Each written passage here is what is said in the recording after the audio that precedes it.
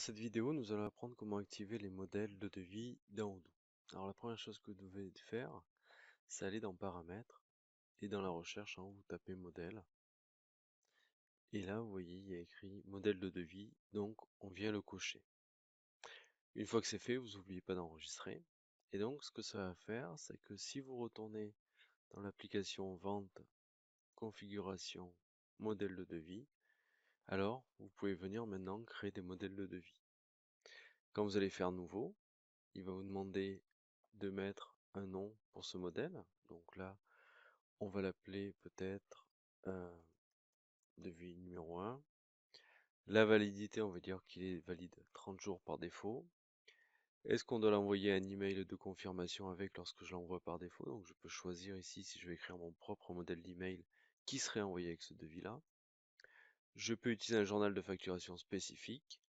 Je peux ajouter un calculateur de devis. On verra cela dans une prochaine vidéo. Je peux demander la signature en ligne. Et je peux demander un paiement en ligne aussi si je veux que le client paye 100% ou quelques pourcents, comme pour faire un acompte, mais en ligne. Ensuite, je vais pouvoir ajouter des produits. Donc j'ai le produit, par exemple, je vais lui mettre une IHM. Ici, je peux mettre la description du produit que j'ai mis ici. Je peux mettre la quantité et les unités. Donc je mets notre produit, une caméra par exemple, une unité, etc. Et donc vous voyez, on peut mélanger les unités entre elles. On va pouvoir ajouter des sections qui sont des zones qui vont nous permettre d'avoir des sous-totaux. Et on peut ajouter des notes qui sont des zones de texte que l'on met au milieu du devis où on veut pour justement apporter plus d'informations au client.